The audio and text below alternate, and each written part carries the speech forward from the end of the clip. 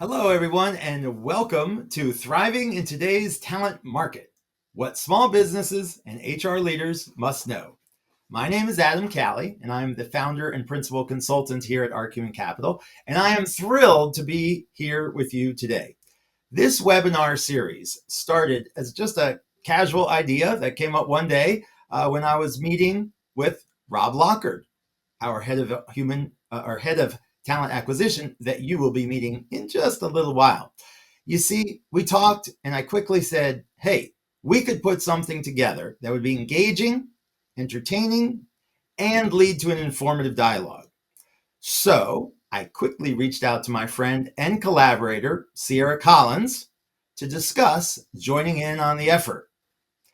Sierra is the founder of Sierra Learnership Collaborative. Sierra and her team are terrific partners for an HR consulting firm like ARC Human Capital because they deliver many things that are a perfect accompaniment for our core HR services, like individual and group assessments using tools like DISC and emotional intelligence, coaching professionals to raise their level of performance even higher, conducting team building sessions, and creating customized leadership development training. It is our honor to have the Sierra Learnership Collaborative as the title sponsor of our webinar series. Now, I said earlier that I'm thrilled to be here with you today. And one of the reasons I am is because we've teamed up with Picture This Video to deliver you a more engaging, exciting, and high quality session. My friends, this ain't no typical PowerPoint shown over Zoom. Behind the scenes, there you go, huh? You gotta love it. Behind the scenes, producer Sharon, who runs the sound effects, is going to make sure this session is spiffy, special, and spectacular. And in fact, since it's Halloween, maybe we should just call it spooktacular. Okay, that was for my kids. I'm sorry I couldn't resist. But as we move through this webinar, I've got some direction for you now. We want you to please type into the chat box your questions and your comments. Do not hold them till the end. Just type them in there, and what will happen is we will field them throughout. Now, I got to tell you, I'm a very lucky guy today. You see, I get to co-present with my pal and now colleague, Rob Lockard. Rob and I have known each other since 2008, and he's been a part of Human Capital since last year. Rob has a diverse array of HR experience, much of it focused in the talent acquisition realm. He holds multiple TA certifications, and he is coming to us today live from just outside of Kansas City, Missouri. Now, Missouri, as you may know, is the show me state. And now Rob is going to show me and all of you how we can thrive in today's talent market. Take it away, Rob. Thanks, Adam, for that kind introduction. As Adam just shared, my name is Rob Lockard, and I'm the Principal Talent Acquisition Advisor at ARC Human Capital. I'm really excited to be here today and enjoy the opportunity to chat with you about this topic. So why does talking about today's talent market matter? The truth is that the talent and recruitment game has changed dramatically, even in the last 6 months. Candidates currently have different expectations. New compliance requirements are hitting the books, and technology is rewriting how retention works. But here's the thing. For small businesses, talking about talent and what talent market is currently up to is not just theory. It's literal survival. That's because creating and managing small businesses is not easy in any market, which makes operating a small business in the current market, which is more fluctuating, not for the weak of heart. It really has felt a lot like riding a roller coaster lately, hasn't it? As the current governmental shutdown extends into week 4, labor growth potentially continues to slow nationally, and qualified talent is increasingly being perceived as scarce. We are literally watching as organizations downsize or outright close. The result has more and more folks eyeing entrepreneurship as an option. As if pressure for small businesses weren't already high, with this increase in competition entering the small business market, old mantras like every hire counts more is alive and doing quite well. I've talked with a lot of owners in the last 12 months who have shared with me some sort of horror story about hiring. Story after story has reiterated the fact that a single great hire can elevate an entire team. Conversely, one bad hire can unfortunately slow it down, stall its continued growth, or even worse, set it back for months at a time. Let's also not forget that small business owners aren't just competing with other small businesses, they're competing with big employers too. They may not have the budget that big employers do, but they can move faster, be smarter, and more personal in their approach. All three elements that I've had candidates tell me over and over are what they truly love and are looking for in their next ideal employer. Let's also be honest with ourselves. Candidate expectations have shifted. Notice I said have shifted, not are shifting. Job seekers today want flexibility, they want transparency, and they want the opportunity for growth, both within an organization and on a personally professional level. If your organization can't meet these needs, today's candidate will move on quickly. I'm not sure if many of our guests today realize this, but the employment group with the highest turnover numbers are those who have been hired in the last 90 days. If an organization fails to engage with new hires quickly, what may have taken you months to secure could be gone in weeks or less. For example, last week I was talking with a client who told me that they spent 2 months looking for a candidate only to have that person stop showing up to work on day 4. That's day 4. Finally, compliance is catching up fast. From pay transparency to wage increases, staying ahead now can keep you and your organization out of legal and financial trouble later. All of this culminates into something that you may not have taken into consideration when you initially thought about hiring someone, that retention is just about everything in recruiting. I'm going to go back to the start of the slide and say, losing one key person in a small business can throw operations off balance, which makes keeping your best people a top priority. But don't worry, you're not alone. Small businesses everywhere are feeling the same way about hiring. The really good news is that technology and strategies that used to be out of reach for small businesses are now accessible and affordable, with many being free. When I experience clients who are deep in survival mode, they just need that little bit of friendship and trusted guidance, and they're off and running, which is why we want for you to not just survive, but to thrive in the current talent market. Our conversation today is focused on sharing and ensuring that you stay on the right foot when it comes to hiring here in the latter part of 2025. We're going to start by covering the current top 5 talent market trends facing small businesses, share a few action steps to address these trends, give you time in an interactive setting to practice some action steps on your own, and even share an opportunity to join us on November 6th for our next webinar titled Practical Talent Strategies for Small Businesses in 2025 and Beyond. So make sure you stick around to the end of our conversation today to find out how to register for that additional amazing event. Now I'm going to hand things back over to Adam for our very first poll of the day. Adam? Okay, everyone, that sound tells me I'm up to bat. Now, we believe in democracy, the rule of law, and the power of the vote here at ARC Human Capital, and so it's now your turn to exercise that power. Please cast your vote. So, Rob, before we look at our poll results, what do you think they should strive for? Survival, sustainment, or growth? I think that if you kind of shoot for growth, definitely sustainability hopefully is still something that comes through. You know, it's funny because I remember during the pandemic, survival was itself success. And certainly, if you're a government contractor right now, you might say survival is success. But I'm totally with you. If you're shooting for growth, there you go. But just remember, growth comes with challenges. Growth requires change. So if you're in an organization that is opposed to change, you may just want to think about sustainment. But that's a leadership question for another day. So, producer Sharon, could you show us those results? So let's see what we have here. It looks like the majority are concerned about finding qualified candidates, but a close second is keeping the people you have, and a distant fourth is competing with pay and benefits. So, Rob, what do you think of those highs and lows that we've got in our votes? I am glad to hear that there's a little bit more of a conversation about retention and wanting to kind of hold on to your team versus the pre-webinar poll, where we actually kind of saw that further down in the voting. So this is great conversation, and it definitely helps as we kind of transition here into our next 5 talent market trends.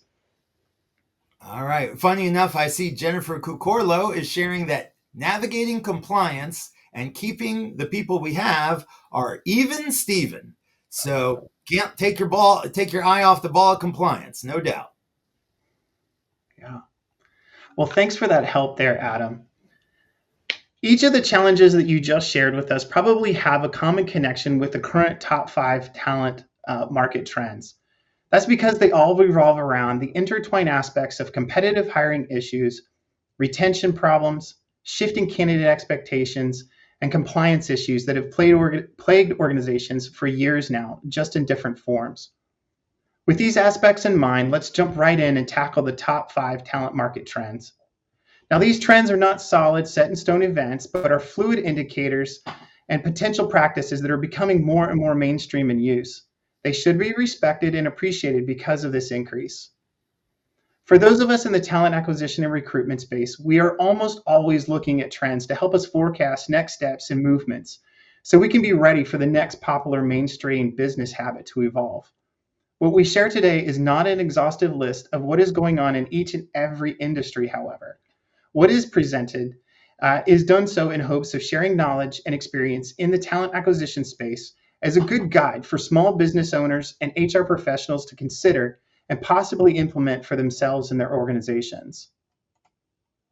So here they are, the current top 5 talent market trends for small businesses, including an increased use of skill-based hiring, candidates increasingly wanting more flexibility and well-being as part of their work, the increased use of AI and automation in recruiting, an increased focus on retention rather than replacement, and last but not least, an increase in more state-specific pay transparency and pay compliance issues.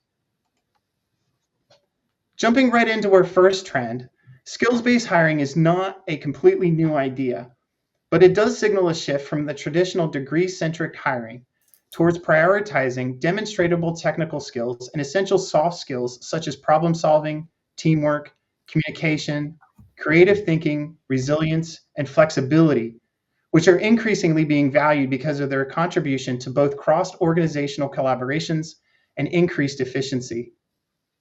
In using this recruitment approach, organizations are evaluating candidates based on specific skills or competencies required for the job.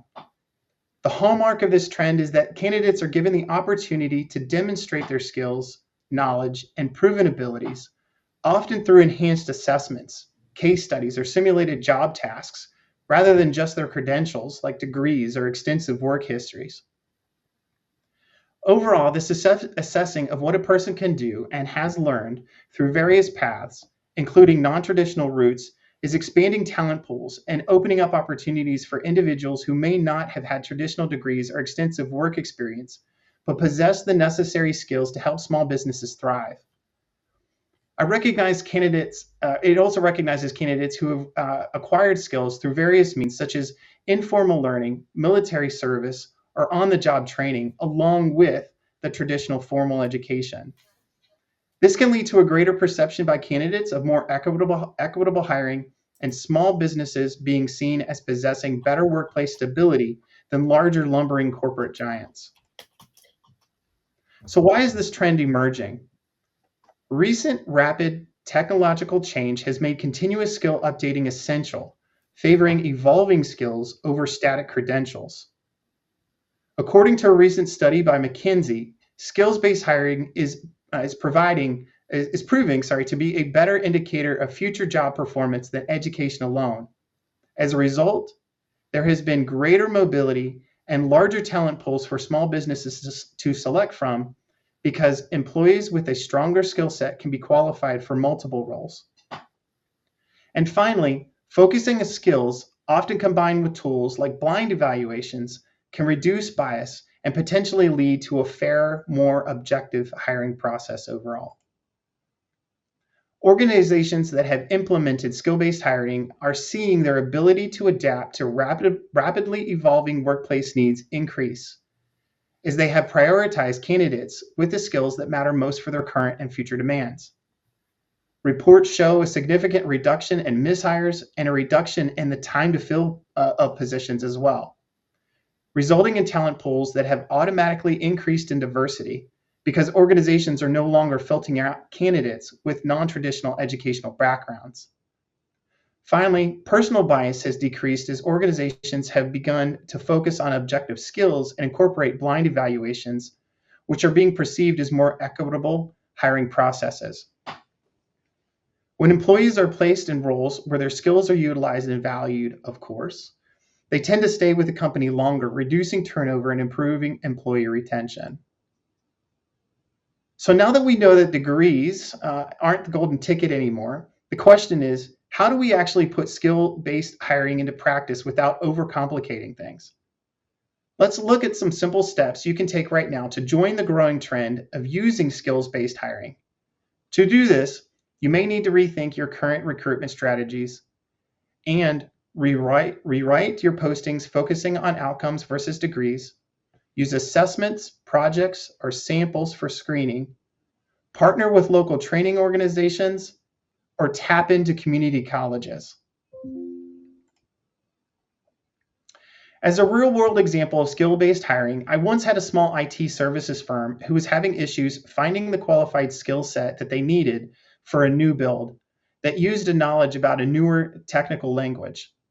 As a result, they tapped into a local boot camp that was being offered by a local community college and was able to find the skilled staff needed for faster client onboarding, and ultimately were able to complete the work for the client quickly and even win more work because the client was so impressed with the results. All right, this has been a lot of information, so I think it's a good place for us to stop for a moment and check for any possible questions from our audience. Adam, anything out there asking about skills-based hiring? Rob, at the moment, the chat box is kind of quiet, so nothing to feel at this moment. But we did have a question submitted prior to the session, and we see that Anne asks us, how can a small business start implementing skills-based hiring without overhauling all of our job descriptions or investing in expensive assessments?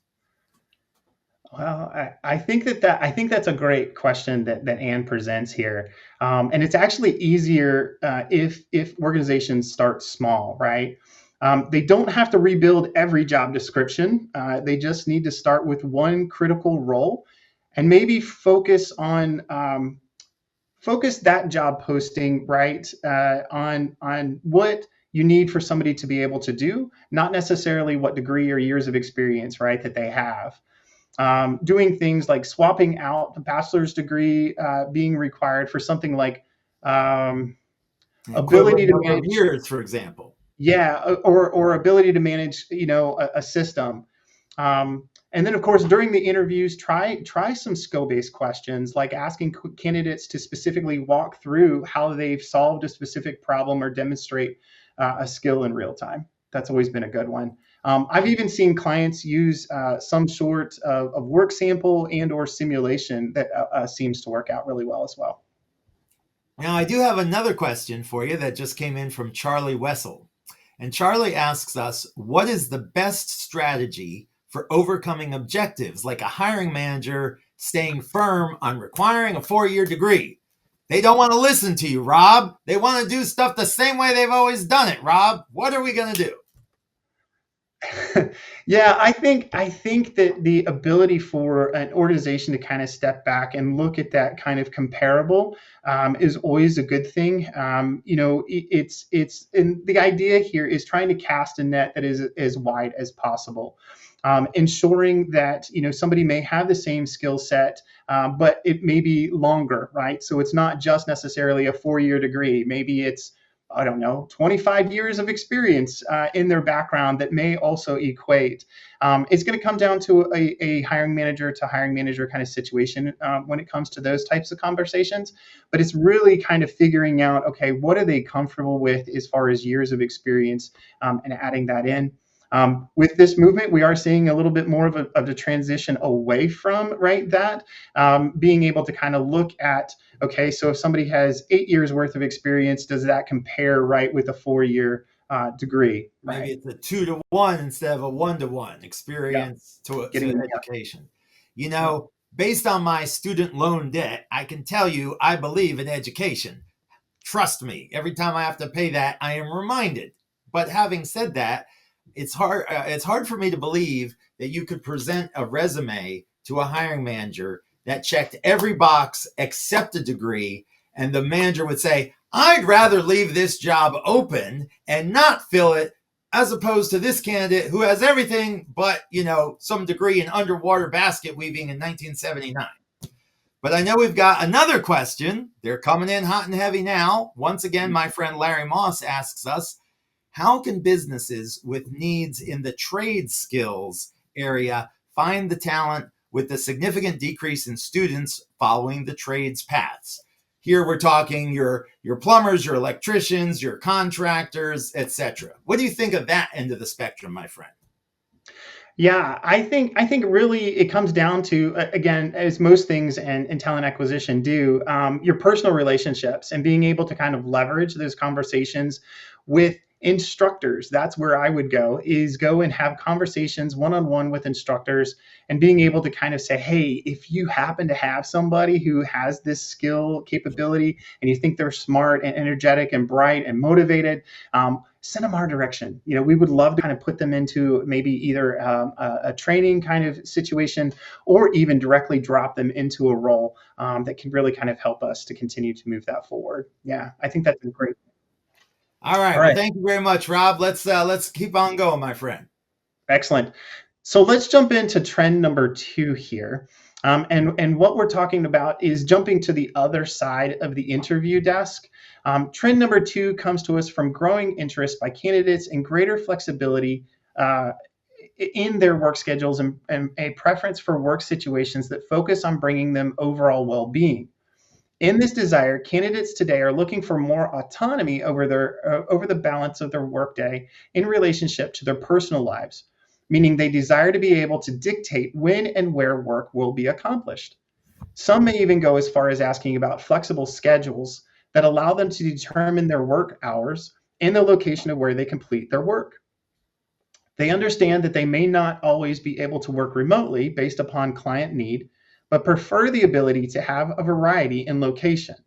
This isn't a new idea, as we've seen hybrid workplace scenarios preferred by candidates for years now, even in the face of recent return to office movements by employers. One thing is for certain, though. Candidates directly tie a greater sense of personal well-being with the notion of being able to have more control when it comes to where they perform their work. Over numerous studies, when employees have this level of flexibility in their daily work schedules, they have shown an improved level of job satisfaction and a higher rate of staying in one role with the single specific employer longer. To improve this idea of flexibility and well-being in your work environment, you can possibly think about implementing things like job sharing, where duties of a single role can be shared among 2 or more employees, or even implementing things like compressed work weeks, where instead of working 5 8-hour days, someone could have the flexibility to work 4 10-hour days and get an additional day off, such as Friday. Also, adding low-cost wellness perks like mental health days or even micro benefits like closing the office a few hours early on the Friday before a holiday, of course, as long as all work has been completed. These smaller aspects, especially for working parents, can go a long way and mean a lot more than the amount that they may inconvenience clients or cost the organization. Finally, normalizing work-life balance conversations in the office doesn't cost anything more than the time that it takes to let an employee know that you are interested in their personal well-being. Encouraging coworkers to come forward and let you know that they will need time to take time off to better care for their mental health or to find that flexibility and well-being that they need again can go a long way in being appreciated by employees. Remember, we aren't talking about employees needing a full mental day in most instances. It's just a few hours of flexibility can help them to solve whatever personal issue that they may be facing. This can make a big difference. And don't worry about getting too creative and meeting employees' needs. Being open to helping employees solve their current issues outside of work allows them to be more focused and productive when they are at work. One of the examples that I have for trend number 2 is of a healthcare client who put the ideal of flexibility and well-being into motion. As part of their benefits, they promoted a 4-day, 10-hour shift culture. This benefit allowed them to recruit candidates from other more heavier scheduled specialty areas of healthcare, where professionals were willing to take anywhere from a $10,000 to a $20,000 pay cut just to get the extra day off, in addition to holidays and weekends, which is something that is almost unheard of in the healthcare space. This little adjustment allowed them to actually complete more visits with their patients, allow their team the job perk. As a result, they started seeing things like absenteeism among the staff go down between 15 to 20%, job satisfaction go up, and retention increase. It was like everyone was able to come in, focus on their workday, and when it was all over, be able to leave it at work. I don't see any new questions, but I do see an interesting comment from my friend Jeff Suval, who is responding to Larry's question a moment ago regarding skilled trades. He says there are some recruiting platforms with significant job banks, that is, hundreds or thousands of candidates that are currently either working in or looking for new opportunities in those spaces. The banks can be segmented by specific geography or job. So, given that there is always somebody who's willing to fill a market when there's money to be made, I would look for the LinkedIn of the blue collar world. I've heard of something called Power Us. We don't do a lot of work in the blue collar space here at ARC, so I can't say a lot about it. But those of you who are looking for work there or who are looking to fill open positions, maybe you want to check it out. Now, I do see Charlie Wessel has said RTO. Dead, alive, or on life support? I like the way you put that, Charlie. What do you think, Rob? Is return to office going to be the way it is in the future? Or are there still some companies out there that are smart enough to be flexible? Like our Human Capital, for example. Yeah, unfortunately, trends are showing that things are kind of leaning back in the direction of the employer at this point. Return to work, I think, is definitely going to be something that we're going to be talking about for a little while longer out there. Any other questions that have come in here at all on flexibility and well-being? I just wanted to share something I read in the Washington Business Journal a couple days ago. It says CEOs are increasingly settling into stable workplace models as 43% report a hybrid workforce, 45% are fully on-site, and only 8% are fully remote. So if you believe the results of that poll and that article, we're looking at kind of a half and half split. Now, we may continue to turn back to the return to office, but I know there's organizations that are going to say, good, you all take them back to the office and we will go ahead and hire the people who want flexibility. So this seesaw may not be done swinging yet. Let's see, we've got another question from Mac, and this will be our last one before we move on. Let's go ahead and see what Mac is asking us today. Our business can't offer remote work. Okay, some just don't have the opportunity. What are some other ways to show flexibility or support employee well-being? Yeah. So the reality, as you mentioned there, Adam, is that a lot of small businesses, I'm thinking about retail, restaurants, healthcare, even manufacturing, right? Where remote work just isn't possible. But the bottom line here with this is that flexibility doesn't have to mean remote, right? In this thought. You can think about micro flexibility, in giving employees a little bit more control over when and where and how the work gets done. A couple other examples that come to mind here are adjustable start and end times. maybe the occasional personal day, right? Or letting somebody swap shifts without the drama that tends to go on sometimes. Or even using, as our example, even using compressed work weeks, to be able to kind of meet objectives. You can also look at workplace well-being in small, affordable ways. Things like team lunches, paid time off for health appointments, or even mental health resources list, right? Just putting together a list of, okay, here's some mental health resources. It's taking the thinking out of doing it for somebody. That really kind of helps to lift that mental load for them. So this really is more, it's less about perks and more about the message that we trust you and we want you to have a life outside of work and being able to kind of get that balance back. Yeah, I believe in that. I give my employees 2 days off every week. It's called a weekend. Otherwise, I expect them in the office. No, I'm just kidding. That's a joke. We are a fully remote company. We always will be. So I'm totally on your page there, my friend. All right. Well, again, we got a lot of good questions, but unfortunately, we don't have 3 hours for this session. Wish I did, but keep going, Rob. All right. So trend number 3 is one of my personal favorites here, and this is the increased introduction of AI and automation in recruiting. To say the least, this trend has taken the talent acquisition space by storm and been the greatest single transformation tool for the industry to date. Today, even once outdated recruiting systems are claiming to have some type of primitive AI Yeah, we're element at 40 minutes. having been added to them. No longer are the only large corporations able to lay claim to being able to utilize AI in their recruiting practices. Smaller, more user-friendly elements have crept into almost everyday recruiting life. AI is able to help someone who is looking to fill a role speed up their processes and elements like crafting initial drafts of job descriptions, candidate reach out messages, and even come up with quality interview 41 questions minutes. and evaluation rubrics. Believe this or not, I don't think that it takes a lot of time and effort to get your hands on the current free version of ChatGPT. All you need is an email address, some time, and an open mind to craft and engineer AI prompts to get what you need. In addition, systems like Juicebox, PeopleGPT, Textio, MetaView, Zoho Recruit, TalentLift, and Interviewer.ai, along with many more, have free or low-cost elements that can help speed up a recruitment practice or add an element of automation to a process.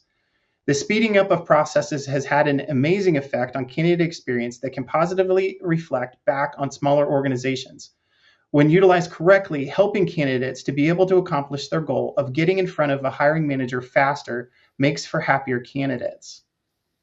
To implement AI and automation into your recruiting process, you can take the action steps of testing 1 or 2 affordable AI tools.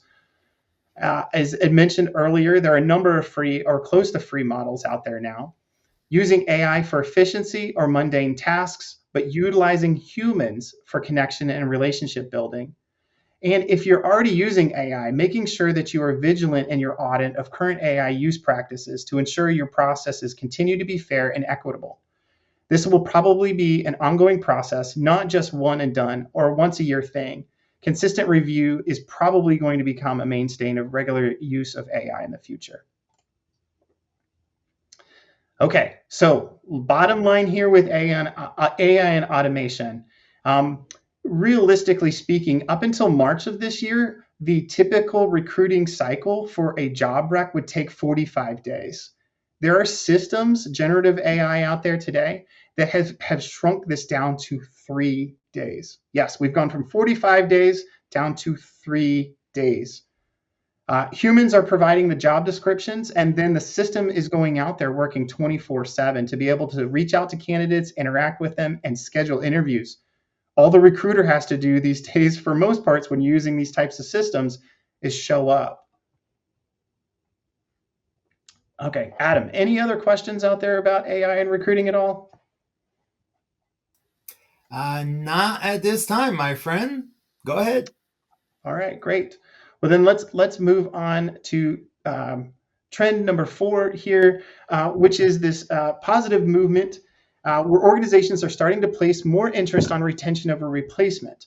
This trend is great to see occurring, but it unfortunately is being driven by the not so great news that turnover costs are increasing.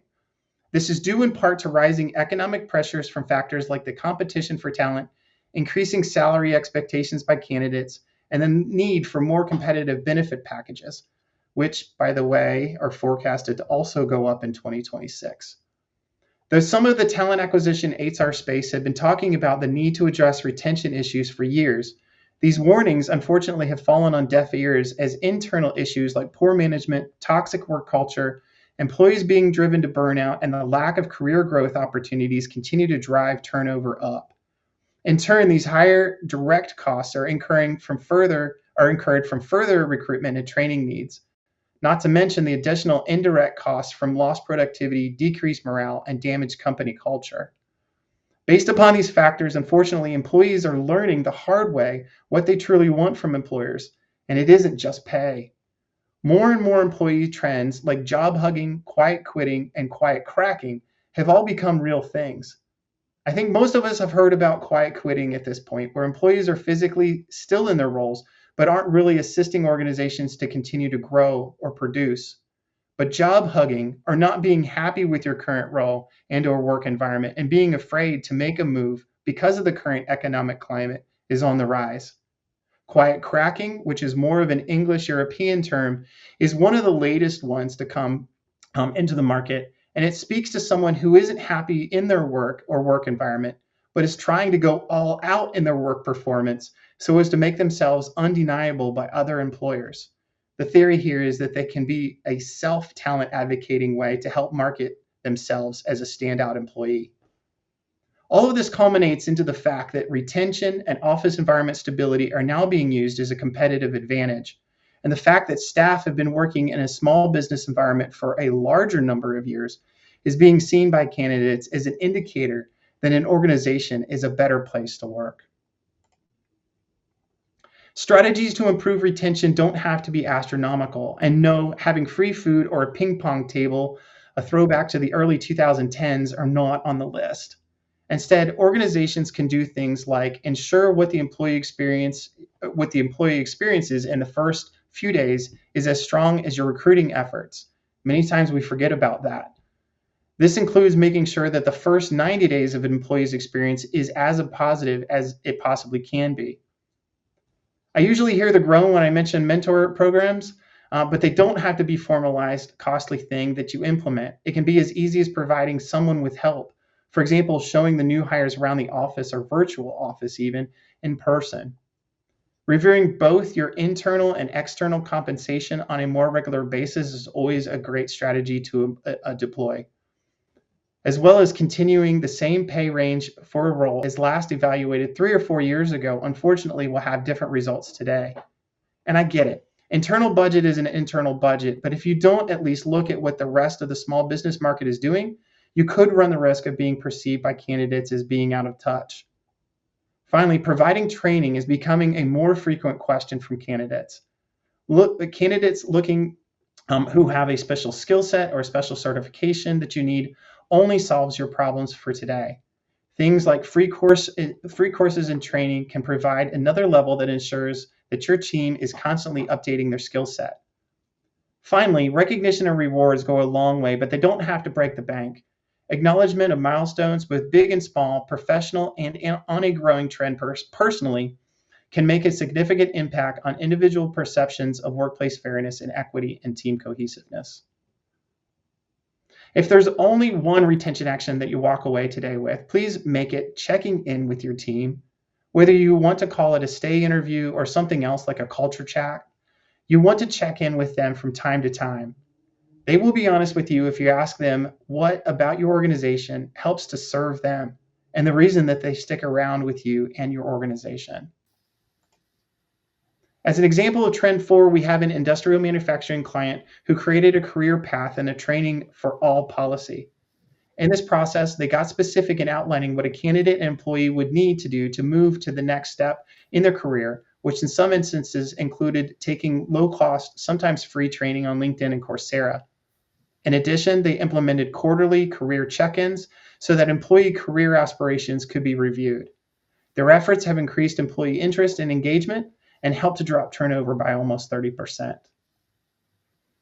I think this is another good place for us to stop for a moment to check any possible questions from the audience. Adam, anything out there about retention? You've said something that really triggered a memory. There's this old expression that says it's easier to keep a customer than find a new one. Any manager, leader who's got P&L responsibility will probably subscribe to that.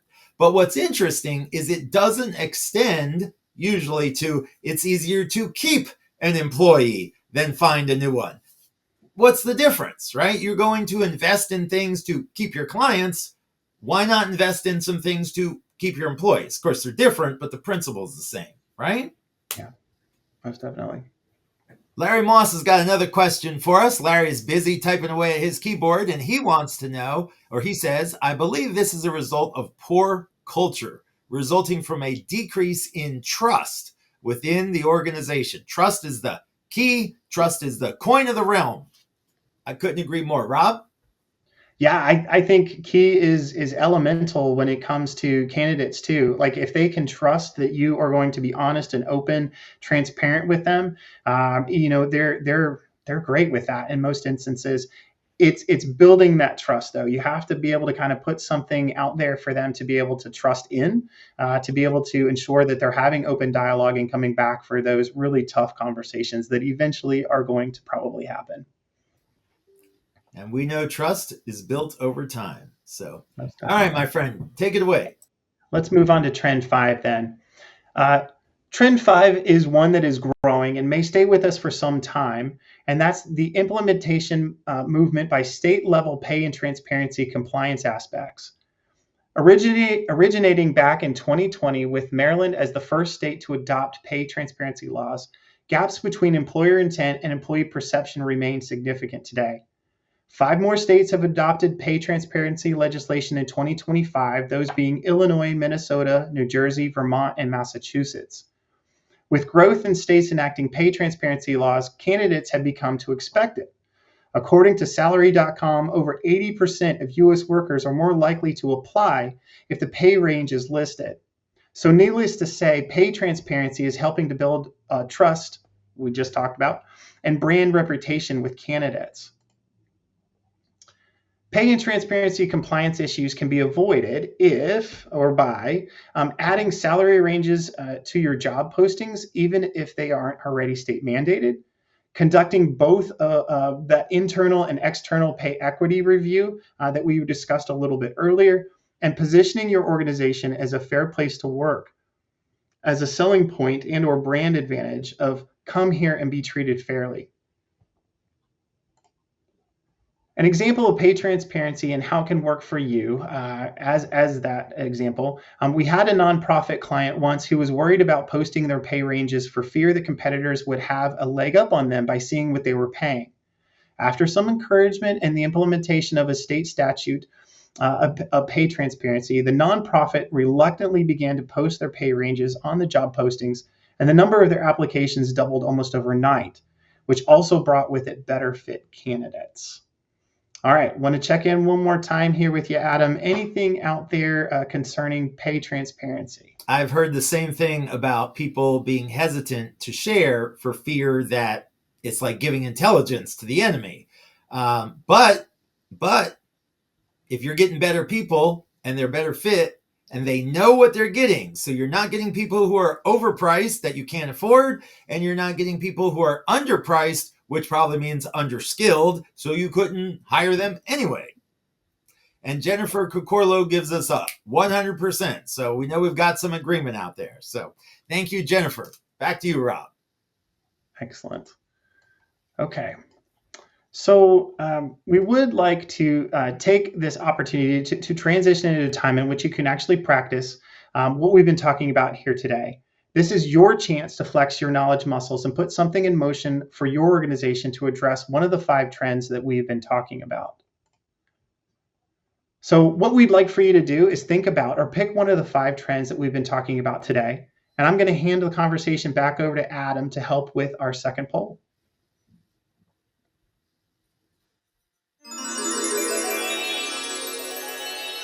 There's that sound effect again. So grab your phones, scan the QR codes in the next 30 days. What's one action you could do? Holy cow, look at these answers coming in. AI and automation. Well, of course, we've only got one vote. So come on to everybody else, grab your phone, scan that QR code, and we want to know, what are you going to do by the 21st of November? Get it done before Thanksgiving, you know? Here's another thing I'm going to ask from the crowd. As you are answering these questions, please type into the chat box how you're going to do it, because nobody hired you to just make pie in the sky commitments and not figure out how to execute. You are a business leader and you are paid to get things done. So my question is, how are you going to do it? Put some things in the chat box and tell me, if you're going to do skills-based hiring, what are you going to do? If you are, let's see, second place, AI and automation, where's the tech coming from? Are you trying to get somebody to approve you buying it? That's a possibility. That could be a big step in your organization. Maybe we're talking about pay and transparency. Are we going to do a full-blown compensation assessment? Or perhaps we'll do a comp assessment of just one position. That's another possibility. Lots to think about there, my friends. Let's see what we've got. First of all, we've got a couple of people who love my sparkle sound. So got to give credit to producer Sharon on that one.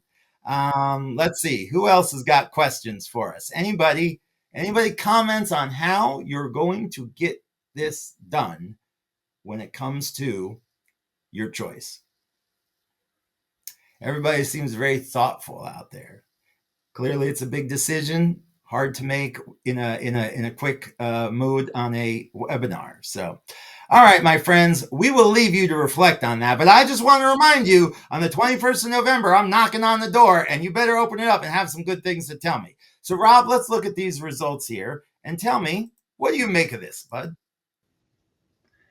Yeah, the skills-based hiring, I'm actually kind of impressed with. The ability to also talk about AI and automation in recruiting. Those are pieces that don't really kind of surprise me a little bit. If we go back to our original poll, like that's kind of, we're following the same kind of guidelines here. Finding people through skill-based hiring, right? And then helping to be able to ensure that we're able to kind of move through the process and kind of represent things very well. From a recruiting perspective. So it's kind of nice here to transition just a little bit into, it helps us to actually transition into our next piece here, which we actually have as a bit of a parting gift here, an action checklist for you. Producer Sharon, show our guests what they've won today. So this checklist is designed to prove some prompts for you to transfer your knowledge after our discussion here today back to your immediate work world. On the action checklist, you will notice that each of our top 5 trends and potential actions that you could implement. There's pieces here for each one of the trends, as well as maybe some quick wins that you could actually get started working this month.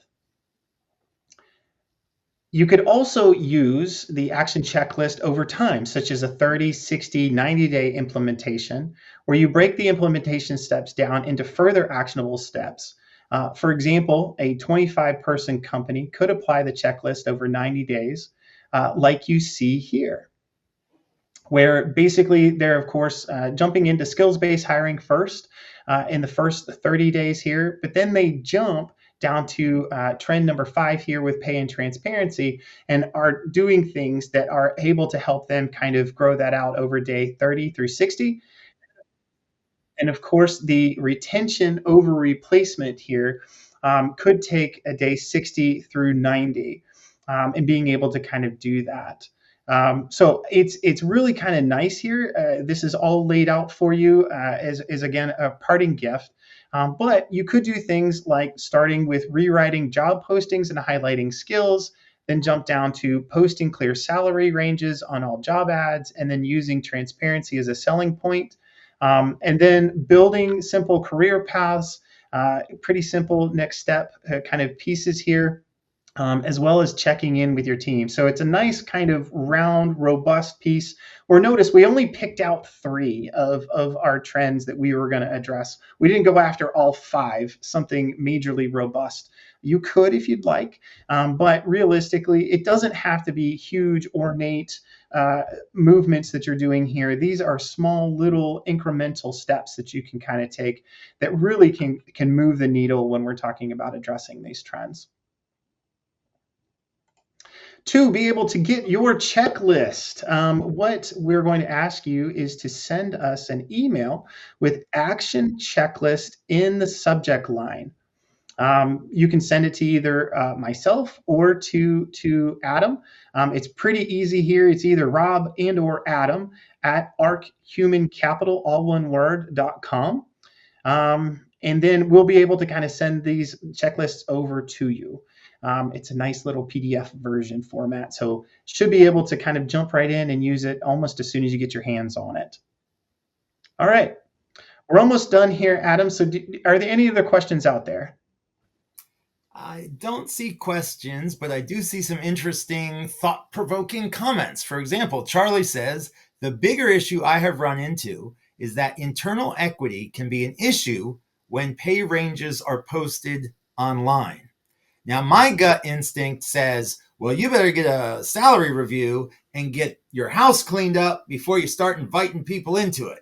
In other words, let's see how the salary structures are and your pay bands, different positions. This way, when you're advertising, there's no surprises and you don't get backlash from your current staff saying, why are you hiring somebody at my pay rate and I've been here 10 years?